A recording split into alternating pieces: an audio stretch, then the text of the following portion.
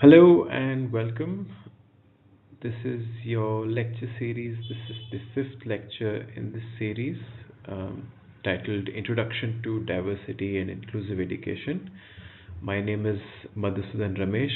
I'm from the Azim Premji University. Very excited to deliver this lecture. Before I begin, I want to let you know that there will be four other lectures connected to the theme of inclusive education, and they are connected to each other. So I will reference some of those lectures at various intervals. So let's get started. I'd like to first begin by saying that this session will delve into some important aspects about inclusive education. First, in uncovering what inclusion even means, how do we construct the idea of inclusion? Um, what is the rationale for inclusion? Why should we consider implementing it? What is the importance of it? And we'll also learn about associated terms to inclusive education, such as segregation, integration, and inclusion. Um, and another important associated word is intersectionality. Very briefly, intersectionality is when there are multiple marginalities that come together to create a sort of a double disadvantage. We'll get into that in more detail. We'll also try to understand how is disability viewed in different ways. What are the different ways in which disability has been understood in our past, and what is a model that might be useful to us as educators.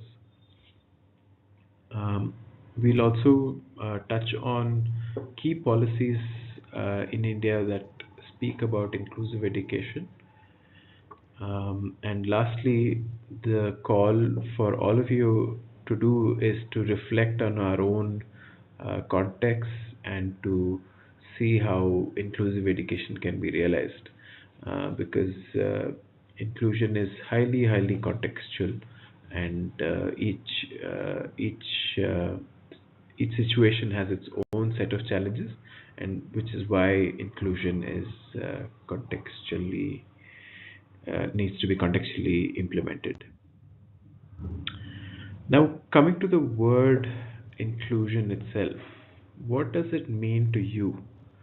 This is a question I would like for all of you to discuss, perhaps in pairs. I hope you'll be able to discuss in pairs. Maybe you can take 5 minutes to just uncover what inclusion means to you. What does the word signify? You can pause the video at this point and resume it once you're ready. So I will take you through some responses that I received from my class earlier this year about what the word inclusion means to educators from across the country. They have come from all sorts of backgrounds, but here's what they had to say. I've only shared a partial number of responses. Um, I want to say that uh, a clear majority of people thought about inclusion as that which delivers equality and equity. I really liked some of these responses given here. Um, for instance, the one on the right here, having access to opportunities, resources, and social interaction, which sums up various aspects to do with inclusion, because it is, on one hand, about opportunities to learn, which may not be available to everybody equally, but it is also about sociality, because if I am different from somebody, the way I will be treated is likely to be different. Um, there's also creating equitable space for everyone with mixed uh, abilities and disabilities. So like this, you can see that there are different interpretations of the same. I also like this one, educating the children with disability and learning difficulties and non-disabled come together in the same school class and within the same roof. Right. Here are some more. I have highlighted some important words here. For instance, the word accommodation is very important to the idea of inclusion itself. I also like this, inclusion is we when there is no them, which is a nice way of recognizing that sometimes when the non-disabled people look at disabled people, we look at them as them, and we don't think about them as us as people, and I think this captures it very well. Uh, Inclusion is a mindset. We have to do it because it is the right thing to do. I think this is a important point. And inclusion also came into being because it is the not just economically or socially valid idea, but also it is the ethically the right thing to do. Right? So we'll discuss more of that. And I hope your responses have you will be able to resonate with what you have written down, and perhaps I look forward to hearing about what you wrote down at a later point. Now I'd like to talk a little bit about the history of inclusive education. How did it come to being in that sense? And the caveat here, or the uh, what I would say as a before I talk about this, is that I will be glossing over details. Basically, I'm trying to build a picture about this. So what we have within this slide is how inclusion came to be. So education has never been accessible or available to everybody. There's always been groups that have been singled out and haven't received that education, and we can trace back our own history to see if there were caste-based or gender-based exclusions in our education, and we'll find that that has been true. So similarly, those with disabilities were also excluded from gaining education. So this gave birth to special schools where we saw that those who are excluded can learn just as well as uh, those who've been identified or deemed to be educable. Right? So we saw that we can see in our history that there have been special schools for the blind, for the hearing impairment, but also from the caste perspective, we've seen that there have been efforts by Savitribai Phule and others to in order to sort of bring an end to this caste oppression.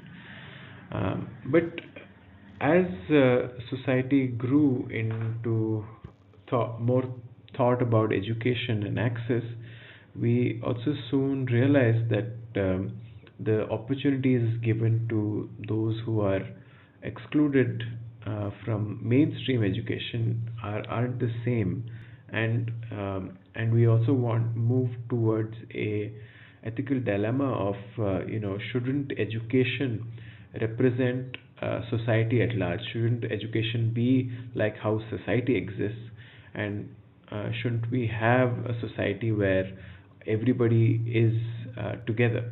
Right? So these kind of arguments led to the integrative model where children with disabilities were integrated into mainstream schools. But the problem was that they were still seen as a separate group and perhaps were taught in separate ways in separate rooms.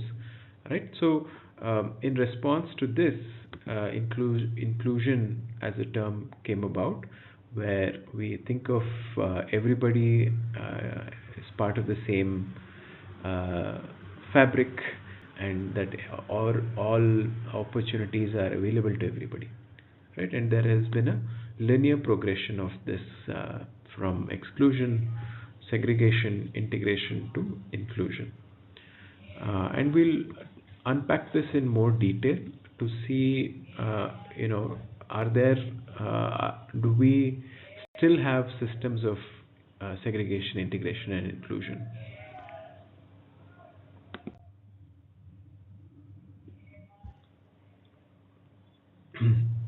And in this evolution of inclusive education, it really began with parents um really advocating for their children, and a real in this movement of disability rights.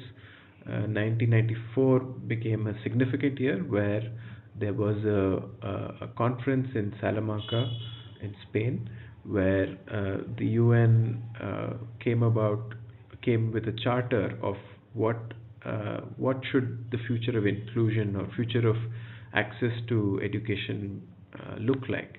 And this charter brought about various aspects which now have paved the way for disability rights, but also stand to be true, or are seen as the key principles or key ideas upon which current policies and programs are built on. So I will just leave these here for you to take a look.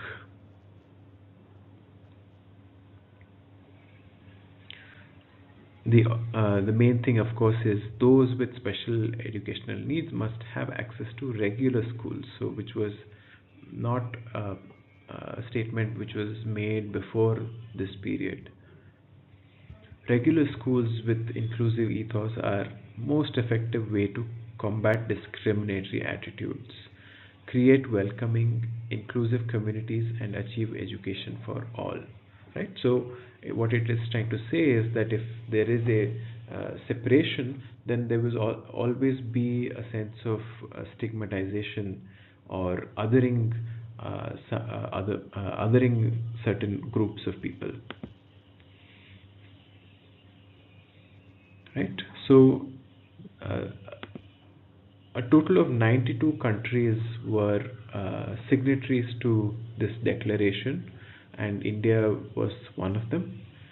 And to trace back this journey from 1994 to a more um,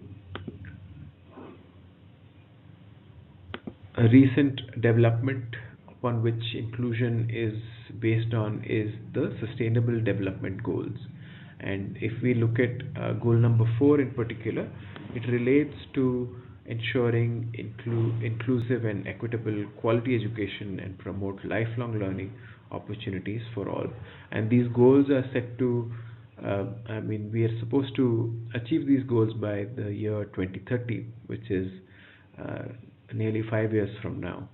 So we can all reflect on, where do we believe we are in terms of creating access to children with disabilities, and making sure that they uh, get education just as anybody else.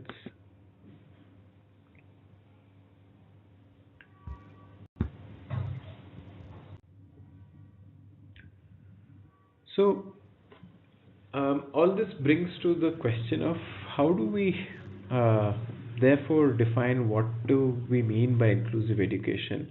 And you will find lots of different definitions, but I would like for you to take a close look at this definition.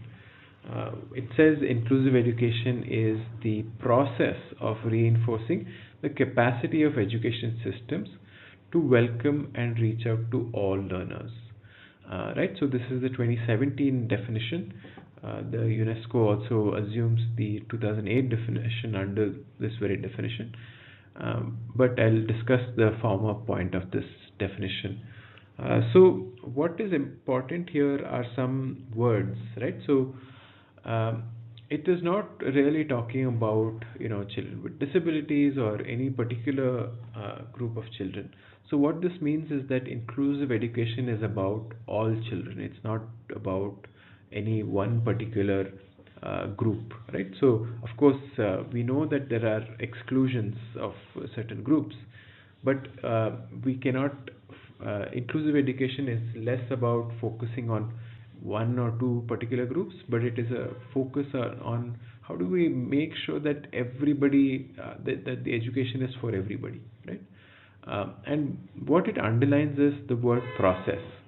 The reason for this is that you know the earlier definitions have always carried a tone of prescripting, how a country should adopt inclusive education, but really the contextuality of inclusion is to be noted here, and that is why it is seen as a process where one country might adopt certain practices or certain policies, but another country might implement it in a different way or have a different set of policy. And it is a process. We have to recognize that resources, people's training, is all related to our ability to realize inclusive education, and which is why it is a process. And it underlines that it is about the capacity of the education system. It is about building that capacity to realize inclusive education. It does not say that we should in fact start including all children into the same school without preparation, right? So it in a sense is talking about preparation and thinking about what kind of development might be required for a school, for a district, for a state to put in so that inclusive education can be realized. Right. There are some videos here. If you click here, you will be able to view these videos. In the interest of time, I will proceed further. Which brings us to the definitions of inclusive education in India, right? And you will see that there is a relationship between the kind of definitions which have been promoted globally to those which have been developed in India. The Sarva Shiksha Abhiyan in 2001-2002 had talked about inclusive education, not quite defined it, but it did talk about inclusion as bringing together different abilities into the regular educational setup. And it also talked about the role of community and the role of the networks within that community to provide support for those with disability. The more recent definition has been from the Rights for Persons with Disability Act in 2006, which was passed, and here there is a definition which is given. So I would like to maybe compare the definition that UNESCO has provided in 2017 and this one, right? And there is a close relation to each other. Here it says inclusive education means a system of education where students with and without disabilities learn together, and the system of teaching and learning is suitably adapted to meet the learning needs of different types of students with disabilities. So you will see that in this definition there is an emphasis on system, just like how there's an emphasis on process, there's an emphasis on how do we create a system so that children with and without disabilities can gain access to education. And it also underlines the word suitably adapted, right? Actually, this underlining is done by me, not by them. But the essential part is about bringing both people with disabilities and children without disabilities together. And this definition has been adopted by the National Education Policy 2020. And the National Education Policy, on that note, goes into a lot of detail about how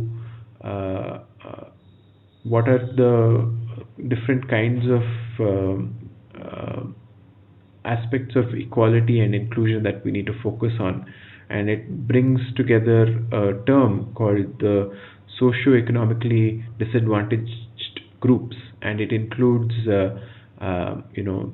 those with disabilities, those who come from backward or other backward castes, and it in a way looks at exclusion or marginality from a more social aspect, from a social theory perspective, where it is looking at different kinds of marginality that might take place, and it doesn't look at disability alone. But the Rights to Persons with Disability Act defines inclusion more towards providing rights for those with disabilities, because it is a legislation and it is about providing rights, whereas the NEP is more of a policy and not legally bound in that sense.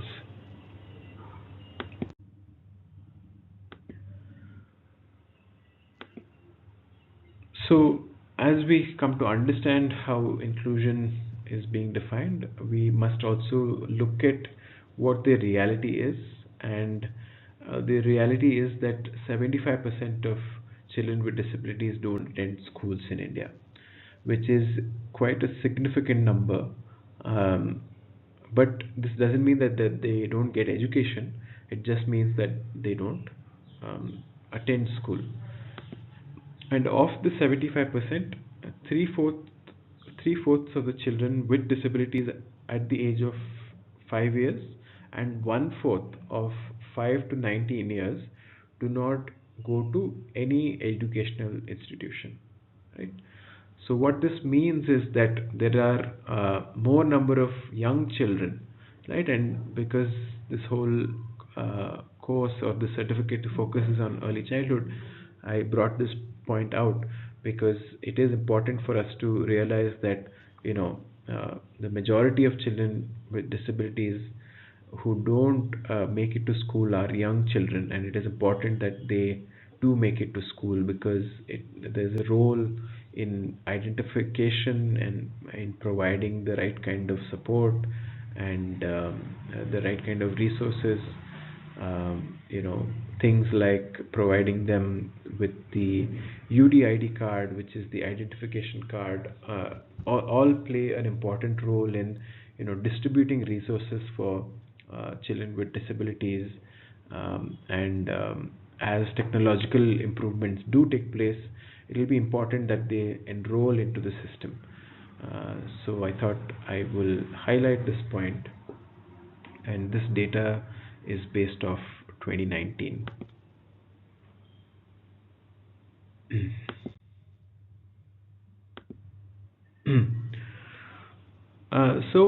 I would like for us to uh, uncover the differences between these different terms that I had earlier talked about: integration, special, and inclusive education. So I will take us through what the differences are between these three different systems of education. Now, I hope everybody is aware of what special education is. It is a system where um, you know the education responds to the particular needs of those with disabilities. Like we have uh, schools which are exclusively for those with uh, um, those with visual impairment, schools which are for the hearing impairment and deaf. So a special school is a school where it the the school setting is designed for those with a particular disability, and it is an approach which is very individual centered, and it happens in a separate way. It is designed to be separate from those without disabilities. It is known to be at times less challenging for those with disabilities because um, they get enough focus, they get enough resources, and there's also the risk of being bullied, and those kind of things are less in a special school. Um, and in an integrated setup, what we saw in that diagram is that we are bringing those with disabilities into the sort of the main what is considered the mainstream school, but we aren't necessarily making any changes to the curriculum, right? So the responsibility lies with those with disabilities to make adjustments by themselves to how they would learn a particular curriculum. So the education system is not responding to this. The school isn't responding to the needs of the child in a way, and it is not making changes to the system, right? But it is the onus lies with the child, and therefore, because of this, it becomes very challenging for those with disabilities to uh, be part of a school system like this.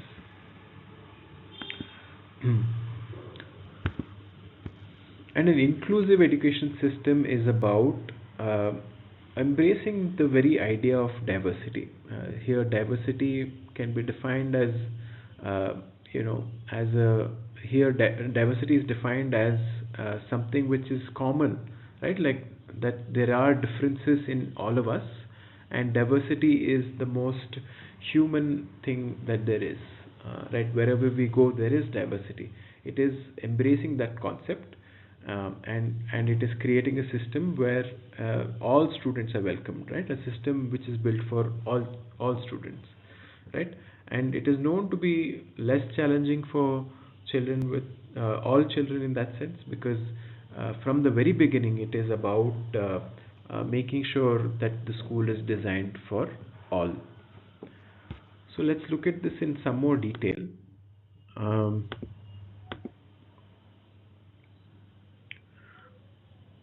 So a special school can be located within the general school resource room or a specialized school. So here special education means that either there is a separate room for those with disabilities within a regular school, or that there is a special school altogether. Um, and students may sometimes find difficulty to socialize because there is already a sense of separation in the special school. In a integrated space, what happens is that there is a general classroom, and when there are certain subjects, children with disabilities are often pulled out of that subject, and they are taught separately, or they might be pulled out for things such as if they have a locomotor disability, they might be pulled out for physiotherapy during regular classes, right? So what you can see is that there hasn't been a sort of a fundamental change in the educational structure, and it is being adjusted here and there to sort of accommodate those with disabilities, right? So it isn't a system which is really meant for them, but they have been adjusted into it.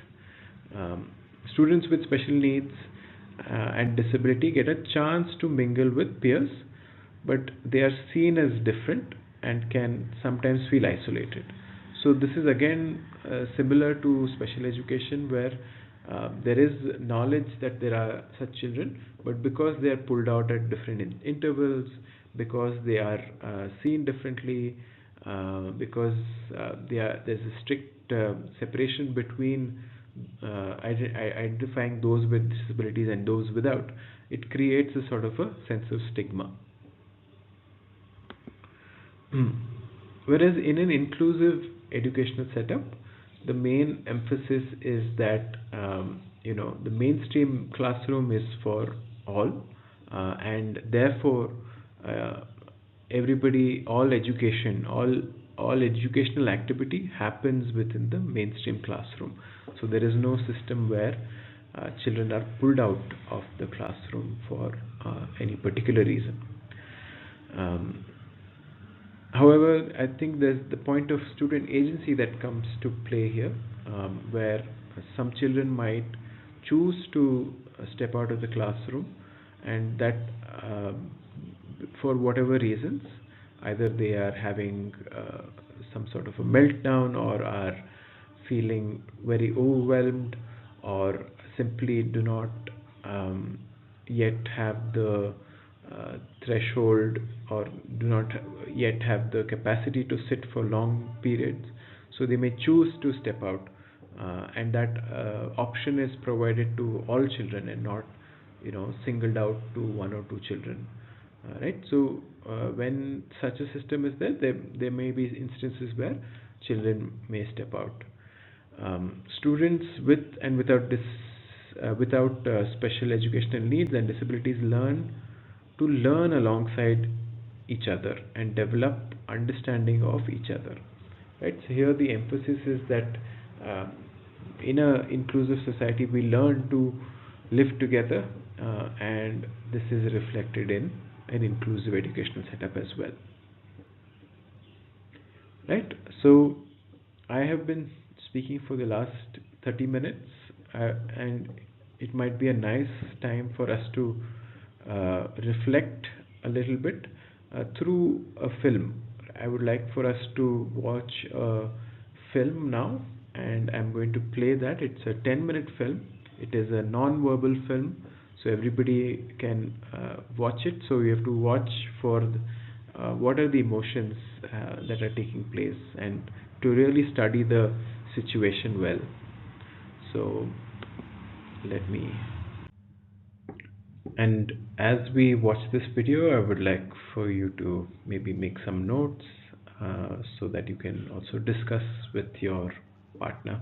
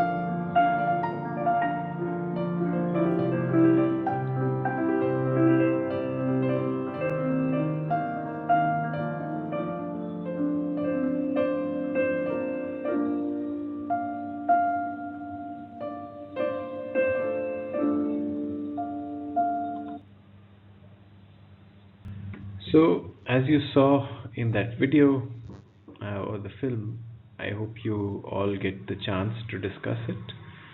Um, to me, several points were communicated through this film.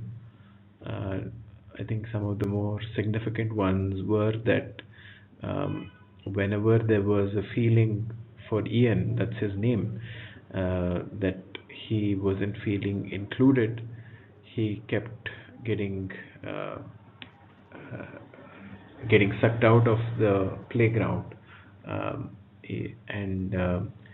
we could see that finally all the children play a role in trying to get him to be part of the playground. But instead, everybody gets sucked outside. Um, in a sense, also in a way signifies that uh, that it's about the environment, and that environment was also not suitably adapted or made barrier free for those with disabilities. So, in a way, signifying that inclusive education or inclusion is about ensuring that the barriers are brought down, and the barriers can exist in terms of our attitudes, like how there were some children there who were laughing, right? So that may be considered attitude.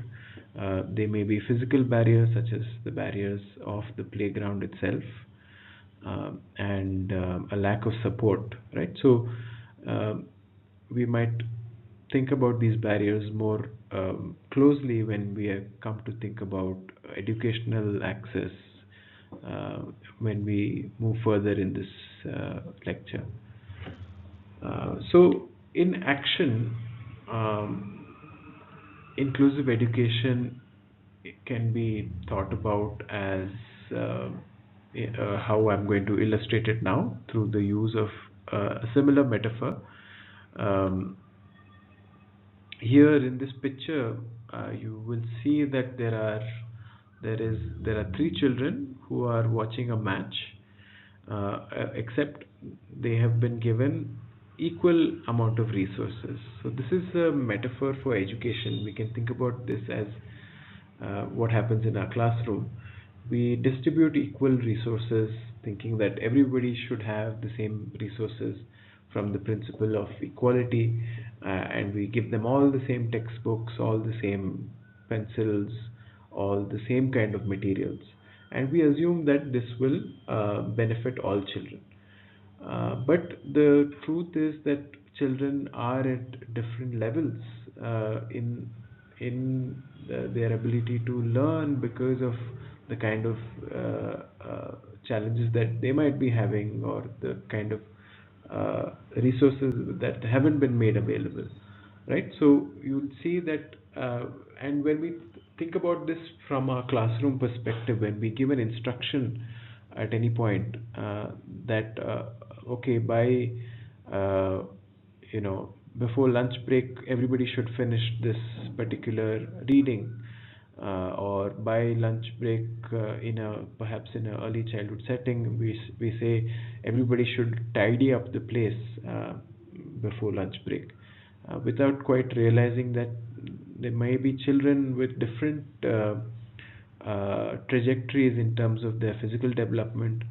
Not Perhaps not all children may have achieved the motor flexibility, the gross motor uh, mobility that is required to tidy up the place, right? So we might want to think about children closely, right? So equal resources and instruction does not help all children. So that's what we need to uh, think about. Um, and in another scenario, we might say that we will provide resources as per the needs of the child.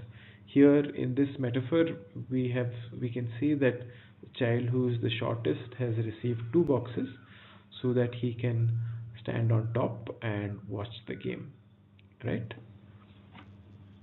So this may be referred to as differentiation.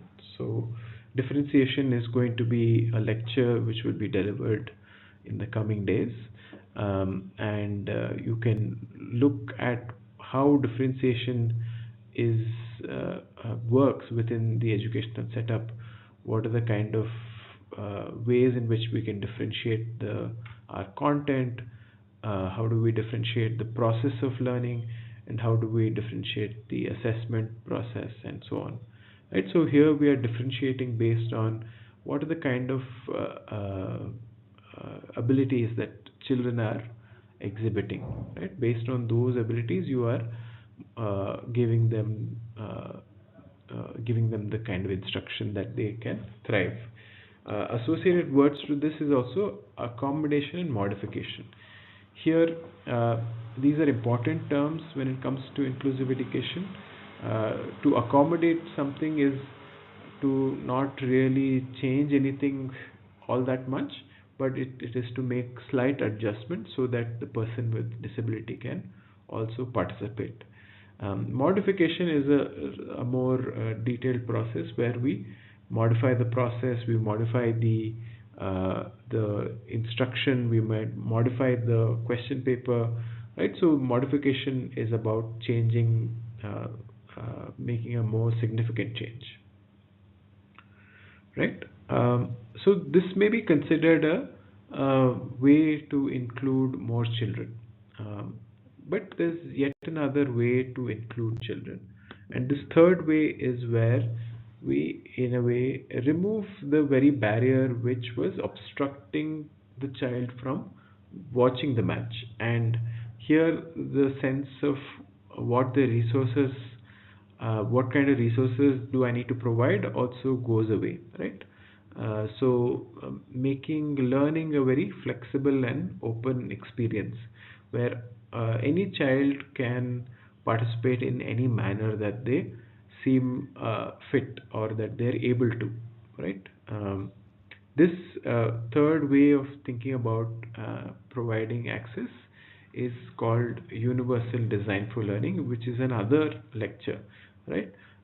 Which will where you will go into details of how UDL or universal design for learning works, where you remove the barriers altogether, right? So, for instance, to give you a small example of removing a barrier, is when we make available a scribe or a computer for children who have difficulty in writing, then that barrier of writing, where due to locomotor or due to visual impairment they're not able to write, but you're making an alternate way of writing, then that is considered a universal design, or that is considered a way where all children can participate in the same kind of learning, right?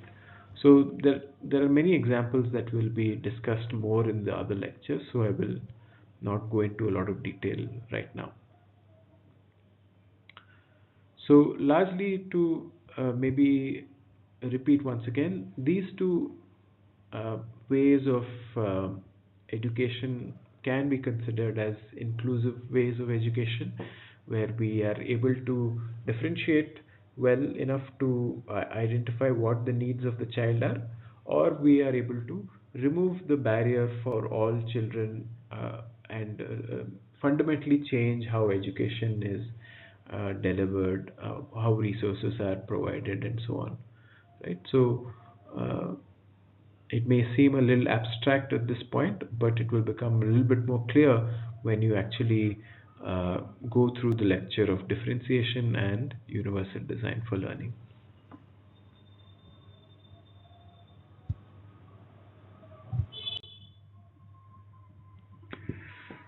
I would like to talk to you yet again about another concept which I earlier mentioned that we will go through, which is the concept of intersectionality. Intersectionality is a framework. Like the illustration that I just showed, it is a highly simplistic way of looking at education, and it may not consider, the perhaps the motivation of the child, perhaps the background of the child, perhaps the history of their family, and how that might affect the child's motivation, their ability, and their skills in that sense. So intersectionality is a way of thinking which enables us to recognize differences in the social sphere or the political sphere of a particular child. Right. So the definition of intersectionality here is: intersectionality is seen as an analytical framework for understanding how aspects of a person's social and political identities combine to create a different modes of discrimination and privilege. Here, the two opposing words is discrimination and privilege. I will provide examples of what are discriminations and what are privileges.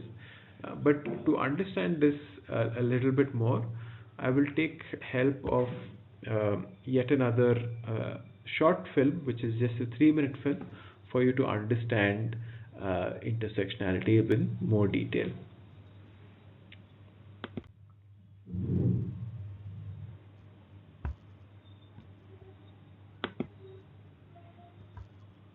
Intersectionality. Have you heard this word before? Even if you have, you might not know what it means. Let's take a look at it. The first part's easy enough. Intersection, a place where things come together. Intersectionality refers to the reality that we all have multiple identities that intersect to make us who we are. It also gives us a way to talk about oppressions and privileges that overlap and reinforce each other. This term dates back to the 1980s and legal scholar Kimberly Crenshaw. She noticed that we didn't have an effective way to talk about how the experiences of black women are different from the experiences of black men and of white women. How? Black women endure both gender discrimination and racial discrimination. Over the last 30 years, scholars, educators, and activists have expanded the use of the word intersectionality to talk about identities beyond race and gender. Let's look at a few examples. Jerry has a disability, and his family lives below the poverty line. He is the oldest of 10, which requires him to do a lot of caregiving, and sometimes keeps him out of school. No one in the school counseling office has talked to Jerry or his parents about his plans for after graduation. He has applied for several jobs, but never gets called back. Fatima is Muslim and recently came to the United States from Somalia. She finds that many people at her school make assumptions about her values and abilities before they speak to her. Many of her classmates think she shouldn't be at their school at all. Greta comes from an affluent family. Both her parents and grandparents went to college, and her father owns a successful business. She doesn't think about her identity very often, but she does think of herself as someone who will go to college and get a good job once she graduates. Think about Greta's situation as opposed to Fatima's or Jerry's. Fatima and Jerry are members of marginalized groups. They don't get to choose whether or not to think about their identities. Greta, on the other hand, can ignore intersectionality if she wants to. Life isn't the same for everyone, even for people who share identity characteristics. By adopting an intersectional lens, we have a better opportunity to understand why and to change the institutions that help and harm us based on who we are. Want to learn more? Read our story, Teaching at the Intersections, in the summer 2016 issue of Teaching Tolerance magazine.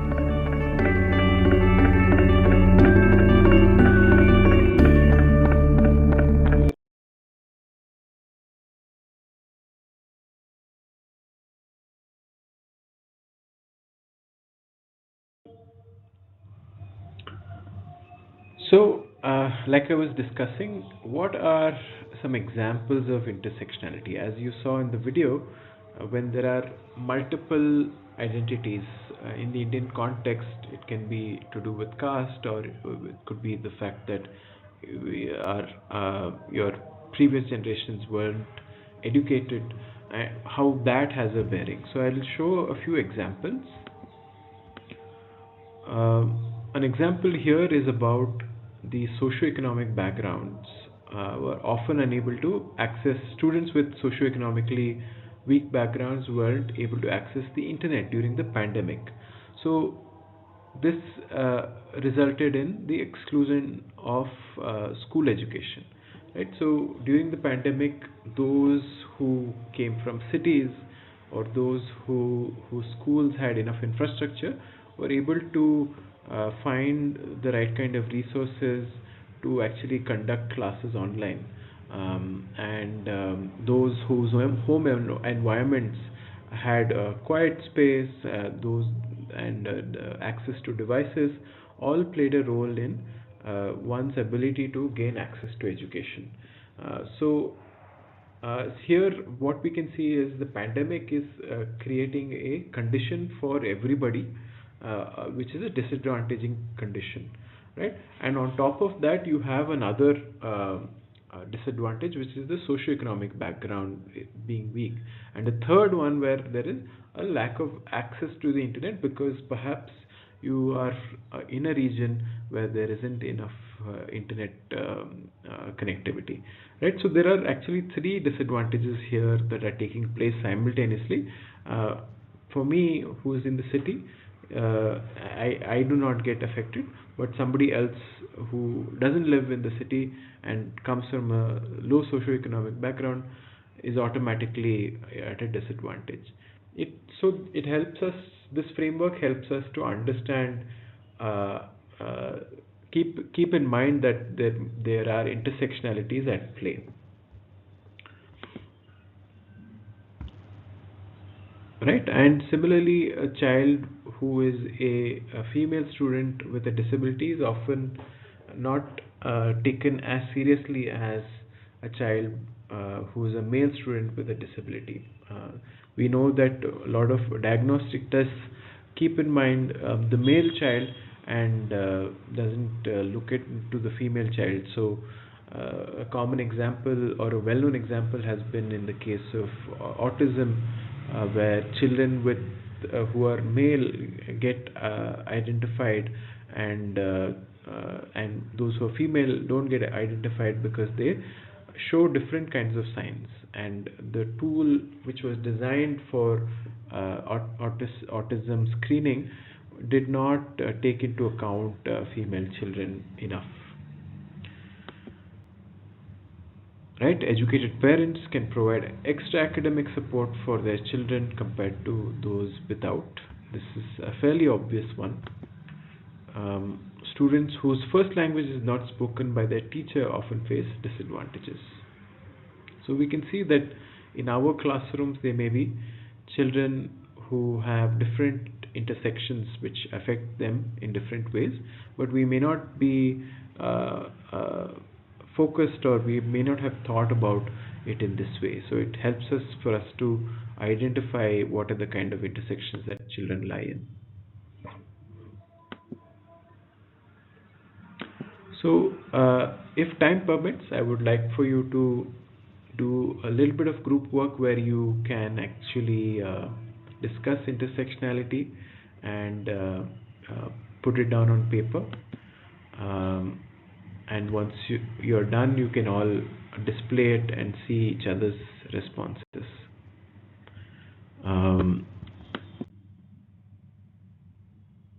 Here are some examples of intersectionality from my classroom earlier this year.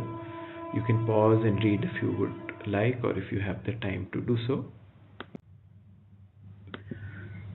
I'd like to now get into the final aspect of this lecture, which is the models of disability. Now, models of disability is about disability being seen in different ways, right? So the first model of disability can be called the charity model, where those with disability are seen as objects that need to be that need pity or need our charity, right? And where we only think of them as poor things or unfortunate people and so on, like that, right? So this is perhaps the oldest way of thinking about disability. It puts the person with disability in a feeling that they are less and that they are incapable, and it is quite offensive to them in that sense, right? It assumes that they do not, they will always need our help, right? But those with disability want to be like any other people, independent, and take decisions on their own, right? So this is one model of disability, which is perhaps the oldest model of disability, the charity model.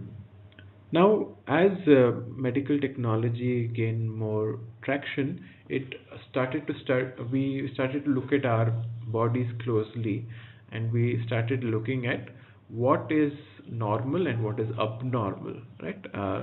So when it comes to disability, the medical way of thinking is to recognize disability as the problem which is lying within the person. The person has all the problem within them, right? Where it is the problem is individualized, and the responsibility is only lies with the person who has the impairment, right? So this traditional view looks at disability as physical, mental, sensory. It looks at disability in these categories, without really looking at the whole person and what the person can actually do, right?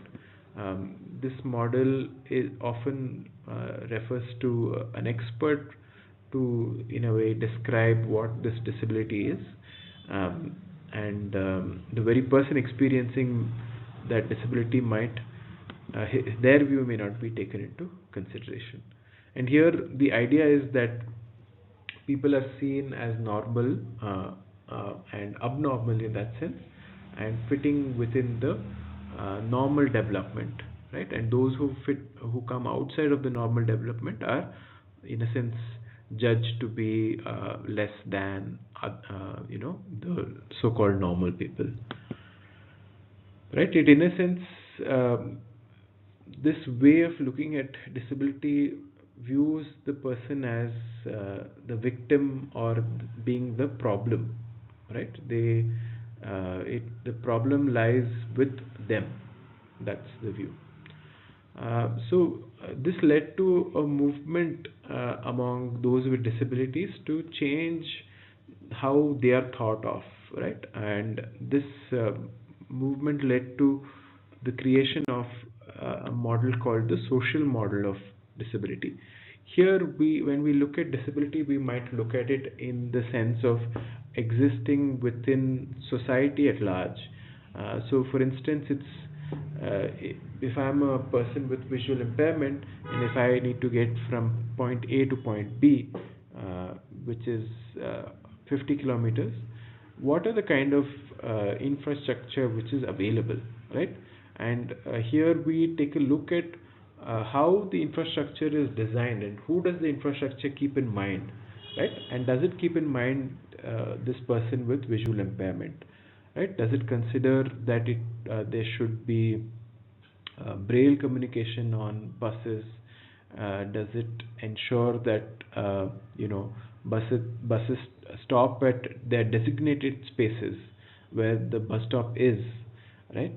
And do the steps, are they uniform, right? So all these things matter when it comes to how a person with visual impairment might access the the bus, right?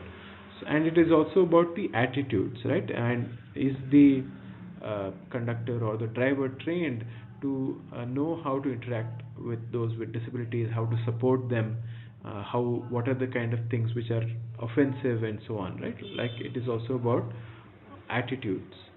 Um, in a sense, this model contrasts the medical way of thinking about disability, and it essentially uh, focuses on the physical, attitudinal, the communicational, and the social barriers that those with disabilities experience.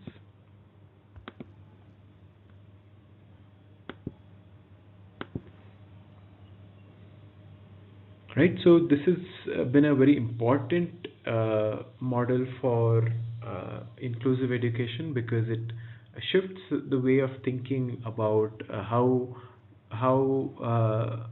it shifts the view from thinking about the individual to thinking about society at large, and how society needs to make changes in how it exists, or how it evolves, so that those with disabilities can participate as equal citizens, right?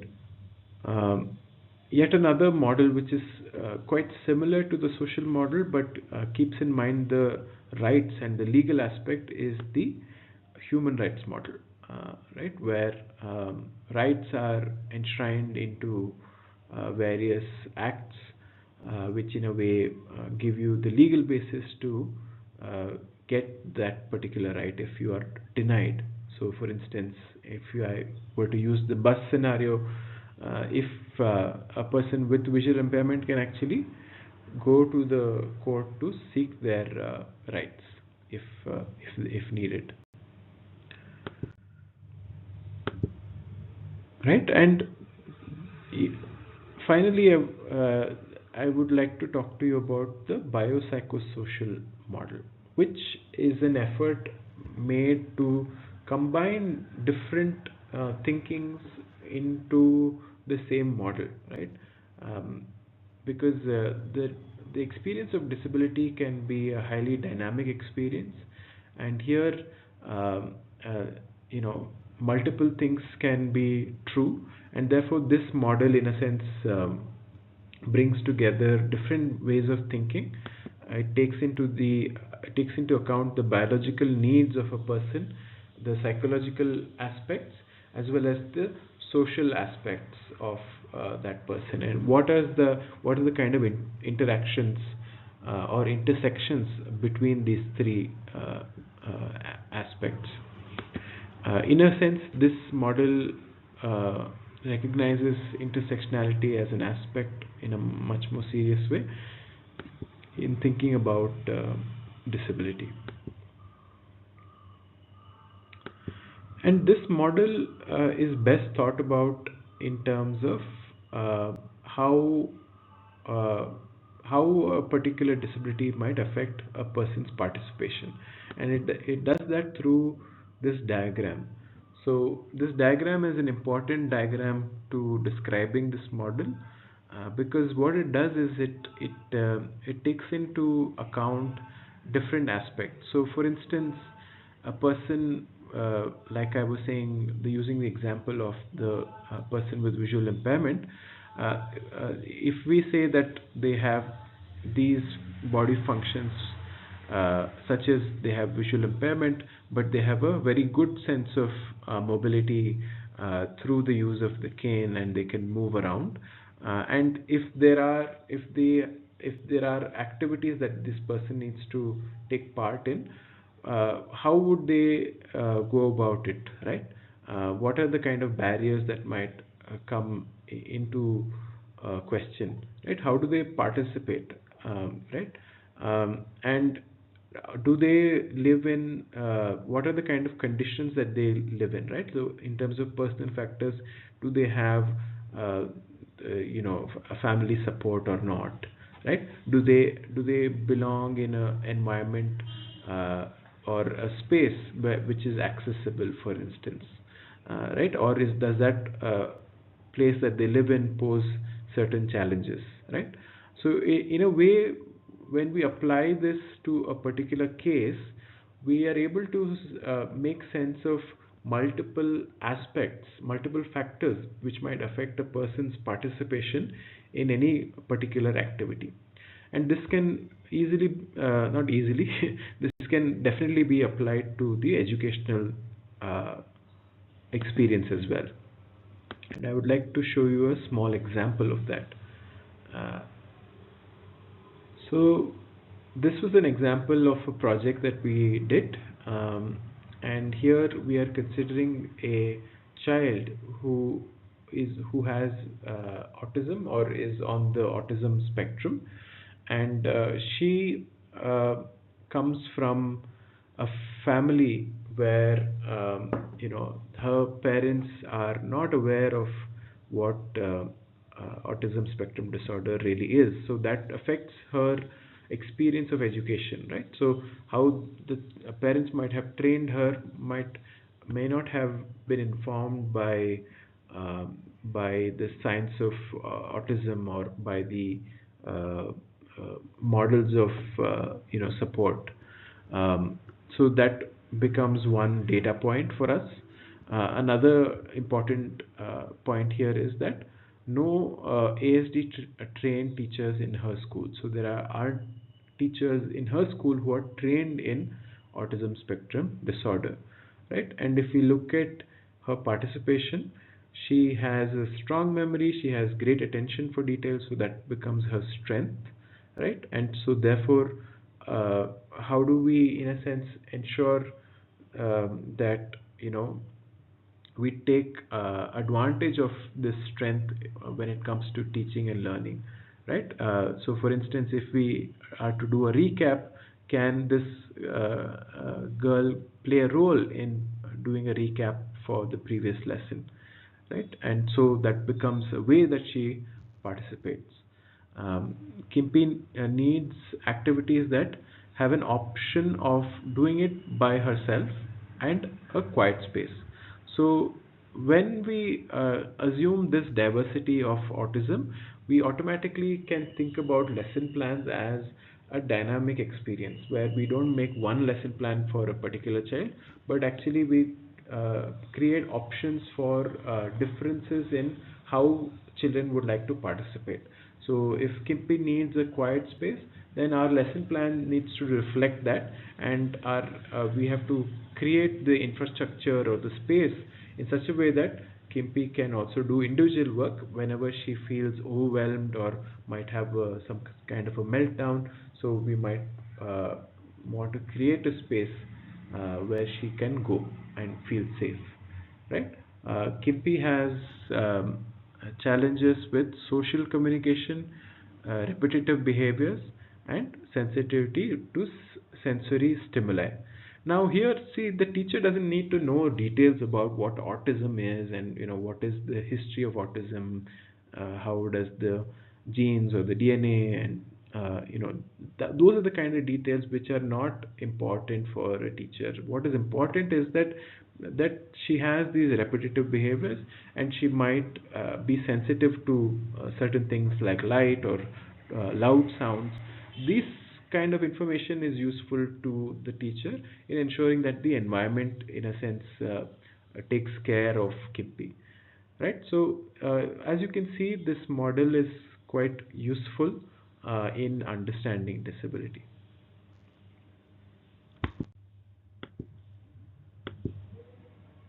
So in the end, I would like to say that inclusive education is about not fixing kids, right, through traditional ways of teaching. It's not about fitting them into how the current education system is. It is actually about um, recognizing the fact that we need to fix the system, and that's what the definition also says, right? So it's about the process and the system in which how inclusive education uh, uh, will be realized, right? Where we come to think about children as individuals. Here I quite like this. It says this teacher is saying, I don't teach math, I teach Johnny, right? Which is the individual, right? You're not teaching the subject, you're teaching the particular child, right? So I would like to end my lecture here. I hope you had a wonderful time. Thank you very much.